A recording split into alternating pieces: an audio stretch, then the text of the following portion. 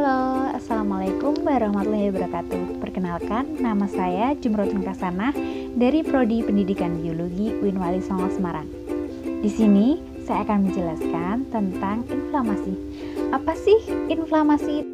Inflamasi adalah reaksi terhadap kerusakan sel-sel tubuh oleh adanya infeksi, zat kimia, dan gangguan fungsi lainnya yang ditandai dengan adanya kemerahan, panas, pembengkakan, nyeri, dan hilangnya fungsi. Untuk lebih lengkapnya, kita simak video ini. Oke, kali ini kita akan belajar mengenai proses terjadinya inflamasi. Inflamasi di atas itu merupakan kulit yang terdiri dari 3 lapis, epidermis, dermis, dan subkutis. Sedangkan di bawahnya, ke daerah sekutis ada pembuluh darah kapiler yang terdiri dari 1 lapis endotel.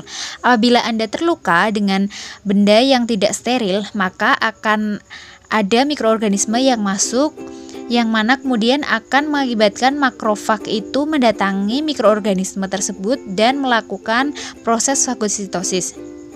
Proses fagositosis yang dilakukan makrofag itu akan menginisiasi munculnya sitokinin yang dilepaskan oleh makrofag menuju ke daerah endotel. Ketika sitokin masuk ke daerah endotel, dia akan mengaktifasi reseptor endotel yang kita sebut sebagai selektin. Selektin ini sensitif terhadap karbohidrat yang dimiliki oleh neutrofil, sehingga mengakibatkan neutrofil ketika adanya selektin yang teraktivasi akan berjalan menjadi lebih pelan. Selain itu, neutrofil juga memiliki reseptor yang disebut sebagai integrin, yang mana akan berikatan dengan reseptor yang dimiliki endotel, yaitu ICAM. Adanya ikatan antara integrin dan memang akan mengakibatkan neutrofil menjadi berhenti bergerak di daerah yang mendekati daerah yang terluka. Kemudian daerah yang luka akan memunculkan bradikinin.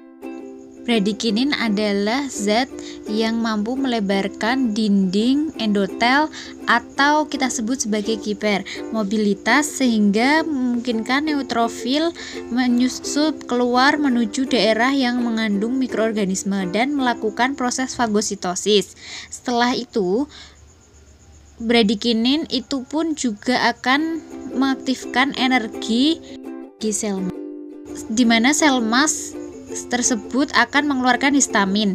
Histamin yang dikeluarkan itu mampu melebarkan dinding-dinding pembuluh darah pada endotel kapiler, sehingga mengakibatkan kebocoran plasma dan sel darah merah yang mengakibatkan adanya pembengkakan dan warna kemerah-merahan. Bradikinin juga akan mengaktifkan prostaglandin pada sel endotel, sehingga prostaglandin dan akan merangsang sel saraf dan memunculkan rasa nyeri. Itulah mengapa inflamasi memiliki 4 tanda, yaitu kemerahan, hangat, nyeri, pembengkakan, dan penurunan fungsi pada daerah tersebut. Terima kasih. Oke, setelah kita menonton video tadi, kita dapat menyimpulkan bahwa kulit kita terdiri dari 3 lapisan, yaitu epidermis, dermis, dan subkutis. Jika kita terluka dengan benda yang tidak steril, di sini ada makrofag yang berperan untuk melakukan proses fagositosis.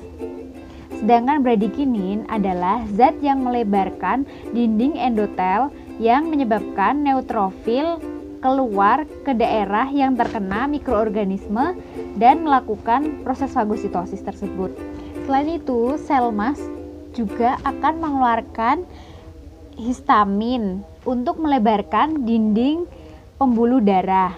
Selain itu, bradikinin juga akan mengaktifkan prostaglandin sel endotel yang akan menyebabkan nyeri. Nah, itulah mengapa proses inflamasi ditandai dengan adanya nyeri, panas, pembengkakan, kemerahan, dan penurunan fungsi.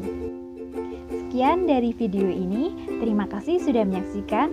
See you next video. Wassalamualaikum warahmatullahi wabarakatuh.